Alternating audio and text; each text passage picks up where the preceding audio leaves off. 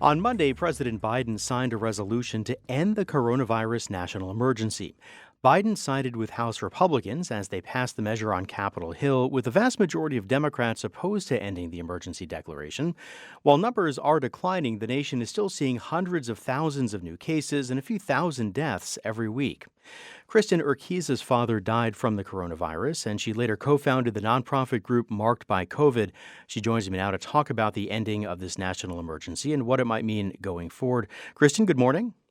Good morning. So your group has put out a statement saying that this is not the right move. Tell us why.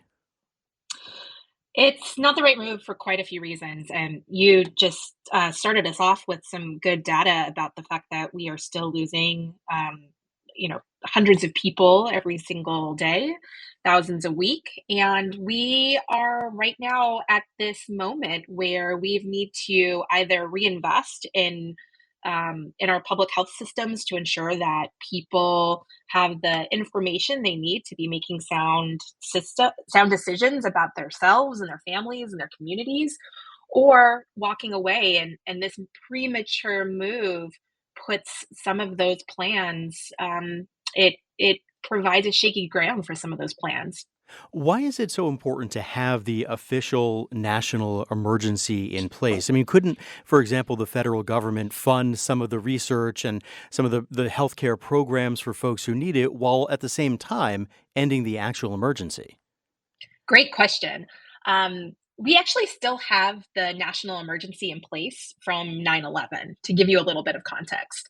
And this emergency, these types of policies allow a little bit more flexibility to be responsive to a dynamic situation where Congress takes longer to act. Additionally, the public health emergency around COVID has been instrumental in providing, essential supports and services to folks to help keep increase food stamp allotments, which has been really important, especially as we've seen inflation has helped also folks keep masking in important medical settings to keep the most vulnerable people amongst us safe. And these types of as actions are we need to be nimble whenever we have something that's changing, such as this particular virus, which is continuing to change and is now the third biggest cause of death in the United States, right after cancer and heart disease. That's astronomical that we've lost over 1 million people in the course of the last couple of years, and that we now are living with a disease that's a communicable disease that is killing almost as many people as the two largest causes of death in the US. In addition to some of the practical things you just outlined, I'm wondering if there's also, in your mind, a symbolic significance to the ending of this particular emergency and sort of the way that people think about COVID and maybe like act to try to prevent it. Yeah, that's exactly right.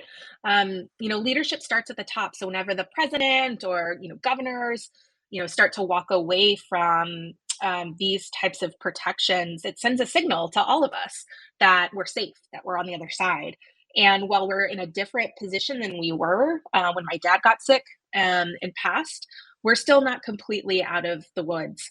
And things like, comprehensive collection of data, supports and services to keep people safe, and then also, exercising caution in the face of, a hopefully once in a generation pandemic is a really sensible way for each and every one of our public officials to treat COVID-19.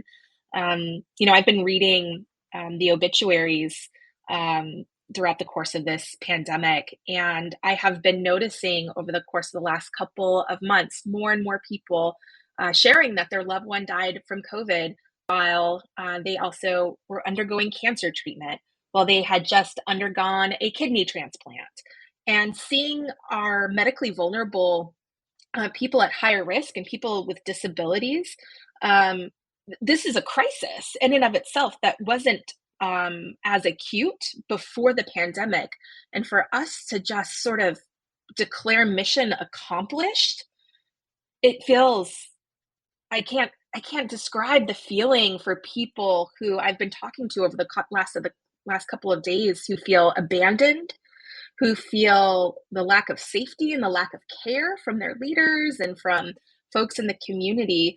And sometimes some of the most simple things that can be done, such as masking and healthcare, is the life and death situation for someone in our community less fortunate than ourselves. Right. All right. We'll have to leave it right there. That is Kristin Urquiza, founder of the nonprofit Marked by COVID. Kristin, thanks for your time and your insights. I really appreciate it. Thank you.